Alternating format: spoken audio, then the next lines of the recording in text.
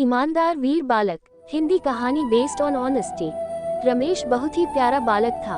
वह कक्षा दूसरी में पढ़ता। रमेश विद्यालय में स्वतंत्रता दिवस का राष्ट्रीय त्योहार मनाया जाने वाला था। रमेश बहुत उत्साहित था इस कार्यक्रम में भाग लेने के लिए। रमेश को उसकी कक्षा अध्यापिका ने स्वतंत्रता दिवस की परेड में भाग लेने के लिए बोला था। उसके हर्ष का कोई ठिकाना नहीं था। वह खुशी खुशी इस कार्यक्रम में शामिल होने के लिए तैयारियां करने लगा। स्वतंत्रता दिवस की होने वाली परेड में सभी साथियों के साथ पूर्व अभ्यास निरंतर करता रहा और अत्यंत उत्साह से भरा हुआ था। परेड वाले दिन जब वह स्कूल के लिए तैयार होने लगा तो रमेश ने अपने दादाजी को खोजा।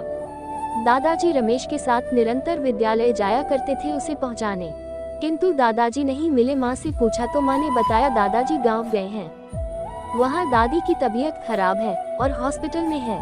पिताजी भी गए हुए हैं। अब मैं तुम्हें स्कूल पहुंचाकर गांव निकलूंगी। रमेश ने यह बात सुनी तो बहुत दुखी हुआ और वह स्वयं भी दादी के पास जाने के लिए जिद करने लगा। इस पर उसकी माँ रमेश को अपने साथ लेकर गांव चली गई। जब वह कुछ दिन बाद विद्यालय पहुंचा, वहां प्रधानाचार्य ने उन सभी बालकों को बुलाया जिन्होंने परेड में भाग नहीं लिया था। इस पर रमेश का नाम नहीं पुकारा गया। बाकी सभी विद्यार्थियों को उनके अभिभावक को लाने के लिए कहा गया। रमेश ने सोचा कि मेरा नाम प्रधानाचार्य ने नहीं बोला, लगता है वह भूल गए होंगे। रमेश प्रधानाचार्य के ऑफिस में गया और उसने प्रधानाचार्य से कहा कि मैं भी उस दिन परेड में नहीं आया था, मगर आपने मेरा नाम नहीं लिया, क्या मुझे भी अपने माता पिता को बुलाकर लाना है?